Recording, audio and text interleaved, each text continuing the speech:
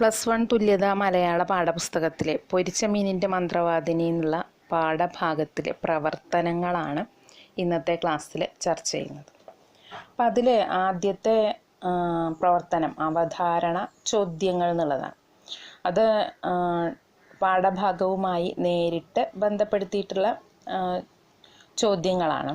അപ്പോൾ അതിലൊന്നാമത്തെ ചോദ്യം, വെള്ളക്കാർ അമേരിക്കയിൽ നിർമ്മിച്ച ചരിത്രത്തിൻ്റെ നിഷ്ഠൂരമായ ബാക്കിപത്രമായി കാണുന്നത് എന്താണ് എന്നാണ്.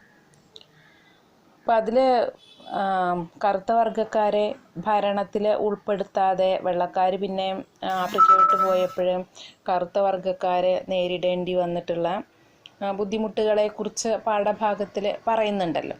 അപ്പം അതാണ് അതിൻ്റെ ഉത്തരമായിട്ട് വരുന്നത്. സാമൂഹിക മാറ്റത്തിന് മുൻപന്തിയിൽ നിന്ന കറുത്ത വർഗ്ഗക്കാരെ ഭരണത്തിൽ നിന്നും പൊതുധാരയിൽ നിന്നും അകറ്റി നിർത്തിയത് ചരിത്രപരമായ നിഷ്ഠൂരതയാണ്. കാരണം പിന്നെ അവർക്ക് എങ്ങനെയാണ് ഭരണ സംവിധാനം കൊണ്ടുപോകേണ്ടതെന്നറിയാതെ ഒരു ദുഷിച്ച ഭരണ സംവിധാനമാണ് അവിടെ ഉണ്ടായത്. ഇനി അതിൽ രണ്ടാമത്തെ ചോദ്യം എന്ന് പറയുന്നത്, ആഫ്രിക്കൻ സമതലങ്ങളിലെ മഹാബാധകൾ നമ്മിലുണ്ടാക്കുന്ന അനുഭൂതികൾ എന്തൊക്കെയാണ്? ആഫ്രിക്കൻ സമതലത്തിലെ മഹാബാധകളെക്കുറിച്ച് ലേഖൻ തൻ്റെ യാത്രയിൽ വിവരിക്കുകയുണ്ടായി.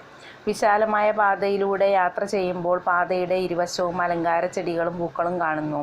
നിശ്ചലമായിട്ട് പരന്നു കിടക്കുന്ന കുന്നുകളും ചക്രവാളത്തെ തഴുകുന്ന പോലെ സമുദ്രാതിർത്തിയിൽ ഉയർന്നു കാണുന്ന കുന്നുകളും ആരെയും ആകർഷിക്കുന്നതാണെന്ന് പറയുന്നുണ്ട്. പിന്നെ അടുത്ത ചോദ്യം, സുന്ദരിയായ വെള്ളക്കാരിയെ പൊരിച്ച മീനിൻ്റെ മന്ത്രവാദിനിയായി കാണാൻ കഴിഞ്ഞത് എങ്ങനെ? ഇപ്പോൾ ഷെപ്സ്റ്റോണിലെ റെസ്റ്റോറൻറ്റിൽ അവർ ഭക്ഷണത്തിനായിട്ട് കയറിയല്ലോ. അപ്പോൾ അവിടെ മീൻ ടാങ്കിൻ്റെ ഉടമസ്ഥയായിട്ടുണ്ടായിരുന്ന ആ സുന്ദരി അവരാവശ്യപ്പെട്ട മീനിനെ പിടിച്ചു കൊടുക്കുകയും അതിനെ വളരെ വൃത്തിയായി കഴുകി ഒക്കെ കൊടുത്ത് അവിടുത്തെ ബാർബിക്യൂവിൽ കൊടുത്ത് അതിനെ വറുത്ത് ഇവരുടെ ഭക്ഷണ രുചിക്കനുസരിച്ച് കൊണ്ടുവന്ന് കൊടുത്തല്ലോ.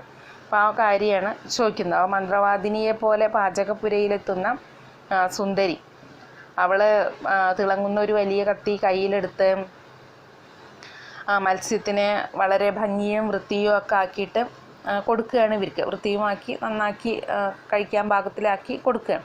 അപ്പോൾ അതിനെയാണ് പൊരിച്ച മീനിൻ്റെ മന്ത്രവാദിനി എന്നുള്ളതുകൊണ്ട് ഉദ്ദേശിച്ചത്. ഇനി അടുത്തത് നാലാമത്തെ ചോദ്യമാണ്, ഗാന്ധിജി ദക്ഷിണാഫ്രിക്കയിലെ സത്യാഗ്രഹം എന്ന പുസ്തകത്തിൽ വെളിപ്പെടുത്തുന്ന ചരിത്രപരമായ വസ്തുത എന്ത്? ഇപ്പോൾ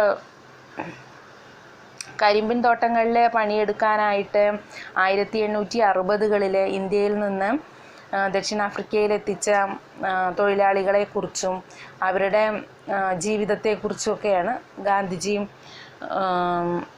ദക്ഷിണാഫ്രിക്കയിലെ സത്യാഗ്രഹം എന്നുള്ള പുസ്തകത്തിൽ വിവരിക്കുന്നത്. അപ്പോൾ അവരുടെ ജീവിതത്തിന് വേണ്ടിയിട്ട് അല്ലെങ്കിൽ അവരുടെ കഷ്ടപ്പാടുകൾക്കൊരറുതിക്ക് വേണ്ടിയിട്ട് അവരുടെ അവകാശങ്ങൾക്ക് വേണ്ടിയിട്ടാണ് ഗാന്ധിജി ആദ്യമായിട്ട് സത്യാഗ്രഹം ആരംഭിച്ചത് എന്ന് പറയും.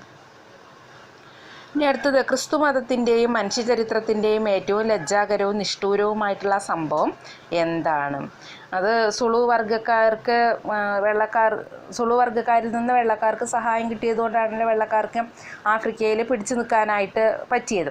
പിന്നെ അവർക്ക് ഗോത്രവർഗ്ഗങ്ങളായതുകൊണ്ട് തന്നെ അവർക്ക് ജോലി ചെയ്യാനൊന്നും താല്പര്യം ഉണ്ടായിരുന്നില്ല. അങ്ങനെ അമേരിക്കയിലേക്ക് അവരെ അടിമകളാക്കി കയറ്റി അയച്ചു. പിന്നെ അവിടെ അവരെ ജോലി ചെയ്യിപ്പിക്കാനായിട്ട് നടന്ന പീഡനമുറകൾ. അപ്പം അതാണ് ചരിത്രത്തിൻ്റെ കറുത്ത അധ്യായമായിട്ട് വിശേഷിപ്പിച്ചിട്ടുണ്ടായിരുന്നത്. ഇനി ആറാമത്തെ ചോദ്യം, ആഫ്രിക്കയിൽ ഗാന്ധിജി പൊതുപ്രവർത്തന രംഗത്ത് എത്തിയതെങ്ങനെയാണ്? അപ്പോൾ ദക്ഷിണാഫ്രിക്കയിലെ അടിമകളാക്കി മാറ്റപ്പെട്ട കറുത്ത വർഗ്ഗക്കാർക്ക് വേണ്ടിയിട്ടും ഇന്ത്യയിൽ നിന്നും ദക്ഷിണാഫ്രിക്കയിലെത്തിയ തൊഴിലാളികൾക്ക് വേണ്ടിയിട്ടുമാണ് ഗാന്ധിജി ഒരു പൊതുപ്രവർത്തകനായിട്ട് അവിടെ മാറിയത്. ഇനി അതിൽ അടുത്ത ഭാഗമാണ് അപഗ്രഥന ചോദ്യങ്ങൾ. അപഗ്രഥന ചോദ്യങ്ങളിലെ ആദ്യത്തേത്, ദർബനിലെ ഹൈവേയിൽ സക്കറിയ കണ്ട കാഴ്ചകളെ നിങ്ങളുടെ ഭാഷയിൽ ചെറുവിവരണമാക്കുക എന്നാണ് പറഞ്ഞിട്ടുള്ളത്. അപ്പോൾ ദർബനിൽ എന്തൊക്കെയാണ് കണ്ടത്? പിന്നെ ഹൈവേയിൽ കൂടെ പോകുമ്പോൾ പൂത്തുലഞ്ഞു നിൽക്കുന്ന വൃക്ഷലതാദികളും കുറ്റിച്ചെടികളും ധാന്യവയലുകളും വിളകളും പഴങ്ങളും ഒക്കെയാണ് കണ്ടിട്ടുണ്ടായിരുന്നത്. അപ്പോൾ അത് പിന്നെ സ്വന്തം വാക്യത്തിൽ എഴുതാനാണ് പറഞ്ഞിട്ടുള്ളത്. അപ്പോൾ അവിടെ പിന്നെ സക്കറിയ പറയുന്നത് ഞങ്ങൾ കണ്ട കാഴ്ചകൾ എന്ന് പറഞ്ഞിട്ടാണ് പറയുന്നത്. അപ്പം അത് നമ്മളെങ്ങനെ എഴുതണം? സക്കറിയ കണ്ട കാഴ്ച, അല്ലെങ്കിൽ ലേഖകനും കൂട്ടുകാരും കണ്ട കാഴ്ചകൾ.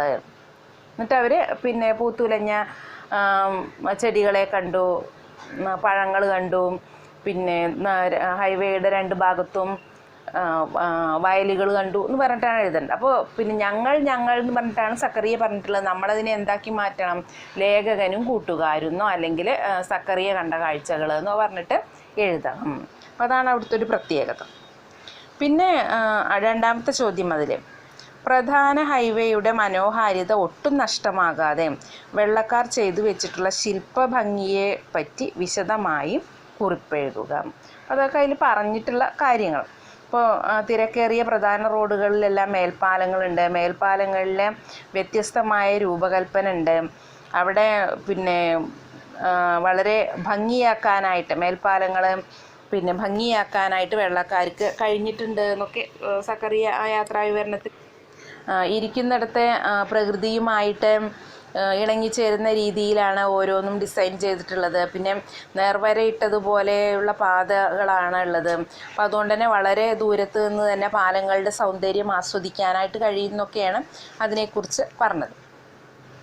ഇനി അതിൽ മൂന്നാമത്തെ ചോദ്യം, ഷെപ്സ്റ്റോൺ സമുദ്രതീരത്തെക്കുറിച്ച് കുറിപ്പെഴുതുക. കുറിപ്പ് എന്ന് പറഞ്ഞാൽ ഒരു പാരഗ്രാഫ് എന്നാണ് ഉദ്ദേശിക്കുന്നത്, ഒരു ഖണ്ഡിക. ഷെപ്സ്റ്റോണിനെ കുറിച്ച് അവിടെ കൃത്യമായിട്ട് പറയുന്നുണ്ട്. ഒരു സമുദ്രതീര സഞ്ചാരികളെ ആകർഷിക്കുന്ന സ്ഥലമാണ് ഷെപ്സ്റ്റോൺ. പിന്നെ അവിടുത്തെ സൂര്യപ്രകാശം അത് ആസ്വദിക്കാനായിട്ട് വെള്ളക്കാരവിടെ വരാറുണ്ട്. പിന്നെ അവിടുത്തെ സൂര്യപ്രകാശത്തിൻ്റെ പ്രത്യേകത പറഞ്ഞു. അൾട്രാ വയലറ്റ് രശ്മികൾ കൂടുതലുള്ളതാണ്. അതുകൊണ്ട് സൂക്ഷിച്ചിട്ടില്ലെങ്കിൽ ശരീരം പൊള്ളും. പിന്നെ ക്യാൻസർ പോലുള്ള അസുഖങ്ങൾ ഉണ്ടാവാനും അത് കാരണമാവും. വെട്ടിത്തിളങ്ങുന്ന വളരെ മനോഹരമായിട്ടുള്ള വെയിൽ അവിടെ കാണാനായിട്ട് കഴിയുന്നൊക്കെ ഷെപ്സ്റ്റോണിനെ കുറിച്ച് പറഞ്ഞു.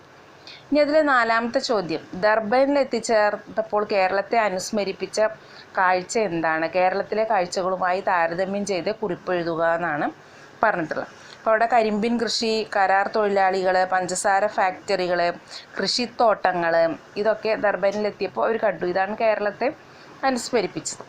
ഇനി അതിലടുത്ത ചോദ്യം, ഗാന്ധിജിയുടെ ദക്ഷിണാഫ്രിക്കൻ ജീവിതത്തെക്കുറിച്ച് യാത്രാവിവരണ ഭാഗത്തുനിന്ന് ലഭിക്കുന്ന വിവരങ്ങൾ ഉൾപ്പെടുത്തി ഒരു ലഘുകുറിപ്പ് തയ്യാറാക്കുക. ഈ കുറിപ്പുകളൊക്കെ എന്താണ്? ഒരു പാരഗ്രാഫിൽ എഴുതേണ്ടതാണ്. അപ്പോൾ അവിടെ ദക്ഷിണാഫ്രിക്കൻ ജീവിതത്തെക്കുറിച്ച് അടിമകളാക്കിയ അല്ലെങ്കിൽ കരാർ ജോലിയിൽ ഏർപ്പെട്ടിരുന്ന തൊഴിലാളികൾ, ഇന്ത്യയിൽ നിന്ന് ചെന്നവരും അവിടുത്തെ കറുത്ത വർഗ്ഗക്കാരായിട്ടുള്ളവരൊക്കെ ആയിട്ടുള്ള തൊഴിലാളികൾ, അവരുടെ മോചനത്തിനായിട്ട് ഗാന്ധിജി സമരം ചെയ്തു. പിന്നെ പൊതുപ്രവർത്തന രംഗത്ത് ആദ്യമായി പ്രവേശിച്ചത് ഇവർക്ക് വേണ്ടിയിട്ടായിരുന്നു എന്ന് പറയുന്നുണ്ട്. അപ്പോൾ ഇത്രയാണ് അപഗ്രഥന ചോദ്യങ്ങളിൽ ഉള്ളത്. ഇനി അതിലെ വിലയിരുത്തൽ ചോദ്യങ്ങളാണ്. വിലയിരുത്തൽ ചോദ്യങ്ങളിൽ ഒന്നാമത്തെ ചോദ്യം എന്ന് പറയുന്നത്, നിങ്ങളുടെ സഞ്ചാര അനുഭവത്തെ അടിസ്ഥാനമാക്കി ഒരു യാത്രാ വിവരണം തയ്യാറാക്കുക എന്ന്. നമുക്കുള്ള പണിയാണ് ഒരു യാത്രാ വിവരണം ഉണ്ടാക്കാൻ. നിങ്ങളെവിടെയെങ്കിലും ആ യാത്ര പോയതിനെ കുറിച്ചിട്ടുള്ള ഒരു യാത്രാ വിവരണം. അപ്പോൾ നമ്മൾ പറഞ്ഞു വെറുതെ പിന്നെ രാവിലെ പുറപ്പെട്ടു, ഇന്ന സ്ഥലത്ത് ഉച്ചയ്ക്ക് എത്തി, അവിടുന്ന് ഭക്ഷണം കഴിച്ചു, രാത്രി തിരിച്ചു പോന്നു, അതല്ല യാത്രാ വിവരണം. നമ്മൾ നേരത്തെ തന്നെ പറഞ്ഞു കഴിഞ്ഞു. യാത്രാ വിവരണം എന്ന് പറഞ്ഞാൽ എന്താണ്? നമ്മൾ കാണാൻ പോകുന്ന സ്ഥലത്തെക്കുറിച്ചുള്ള വിവരണം, അവിടുത്തെ ചരിത്രം, കാലാവസ്ഥ, പ്രകൃതി ഭംഗിയും ഭൂപ്രകൃതി, ജീവിത രീതികൾ, ഭാഷ, സംസ്കാരം, ഇതൊക്കെ എവിടെ വരണം? യാത്രാ വിവരണത്തിൽ വരണം. അപ്പം അത്രയും കാര്യങ്ങൾ ഉൾക്കൊള്ളിച്ചിട്ടുള്ള ഒരു യാത്രാ വിവരണം നിങ്ങൾ തയ്യാറാക്കുകയാണ് വേണ്ടത്. ഇനി അതിൽ അടുത്ത ചോദ്യം എന്ന് പറയുന്നത്, സഞ്ചാര സാഹിത്യ കൃതികളുടെ പൊതു സവിശേഷതകളെക്കുറിച്ച് ഉപന്യാസം തയ്യാറാക്കുകയാണ്. അപ്പോൾ പൊതു സവിശേഷതകളെക്കുറിച്ചുള്ള കാര്യങ്ങൾ എന്തൊക്കെയാണ് പൊതു സവിശേഷതകളായി വരുന്നത് എന്ന് നമ്മൾ പറഞ്ഞു. അപ്പം അതിങ്ങനെ ആ പോയിന്റുകൾ ഓരോ ഖണ്ഡികയാക്കിയിട്ട് ഉപന്യാസം തയ്യാറാക്കുകയാണ് വേണ്ടത്. ഉപന്യാസം നമ്മൾ ഇതിൻ്റെ മുമ്പുള്ള പാഠഭാഗങ്ങളിലൊക്കെ തന്നെ പറഞ്ഞതാണ്. പാരഗ്രാഫായിട്ട് എഴുതണം. ആദ്യം ആരംഭം കുറിക്കുന്ന ഒരു പാരഗ്രാഫ് വേണം. ഇവിടെ അത് ഏതെങ്കിലും എഴുത്തുകാരനെ കുറിച്ചല്ല, ഇവിടെ സഞ്ചാര സാഹിത്യം എന്താണ് എന്നുള്ളതിനെക്കുറിച്ചാണ് നമ്മൾ ആദ്യത്തെ പാരഗ്രാഫിൽ എഴുതേണ്ടത്. പിന്നെ അവസാനം ഈ പറഞ്ഞ കാര്യങ്ങളൊക്കെ കൂടി ഒന്ന് സമഗ്രമായിട്ട് പറയണം. അപ്പോഴാണ് അത് ഉപന്യാസമായിട്ട് മാറുന്നത്. പിന്നെ അതിൽ വരുന്നത് അടുത്തത് തുടർ പ്രവർത്തനം. തുടർ പ്രവർത്തനം പറയുന്നത് ആധുനിക സഞ്ചാര സാഹിത്യം വായനാനുഭവത്തിൽ നിന്ന് മാറി കാഴ്ചയുടെ ലോകത്ത് വിഹരിക്കുന്നവയാണ്. ഈ പ്രസ്താവന പരിഗണിച്ചുകൊണ്ട് ആദ്യകാല സഞ്ചാര സാഹിത്യ കൃതികളിൽ നിന്ന് ആധുനിക സഞ്ചാര സാഹിത്യ കൃതികൾ എങ്ങനെ വ്യത്യാസപ്പെട്ടിരിക്കുന്നു എന്നു കണ്ടെത്തി പഠനക്കുറിപ്പ് തയ്യാറാക്കുക. ഇപ്പോൾ സഞ്ചാര സാഹിത്യം എങ്ങനെയാണ്? വായനയല്ല, മറിച്ച് കാണുകയാണ്. നമ്മൾ ഒക്കെ ഇങ്ങനെ കാണുന്ന ചിത്രങ്ങൾ കാണിക്കുന്ന രീതിയാണല്ലോ ഉള്ളത്. ഈ പറയുന്നതിനേക്കാൾ കൂടുതൽ ആ വിവരണവും അതിൻ്റെ ഒപ്പം തന്നെ കാണലുണ്ട്. അപ്പം അങ്ങനെയുള്ള വ്യത്യാസം. അപ്പോൾ ആദ്യകാല സഞ്ചാര സാഹിത്യം ഇപ്പോഴത്തെ സഞ്ചാര സാഹിത്യം, ആദ്യം ഇത് പറയുക മാത്രമാണ് ചെയ്തിരുന്നുള്ളൂ. ഇപ്പോഴാണെങ്കിൽ അത് പ്രേക്ഷകൻ്റെ മുമ്പിൽ കാണിക്കുക കൂടി ചെയ്യുന്നുണ്ട്. അപ്പോൾ ആ ഒരു വ്യത്യാസം ഉൾപ്പെടുത്തിയിട്ട് ഉള്ള ഒരു പഠനക്കുറിപ്പ് തയ്യാറാക്കാനാണ് പറഞ്ഞിട്ടുള്ളത്. അപ്പോൾ ഇത്രയാണ് ആ പാഠഭാഗത്തിൽ വരുന്നത്.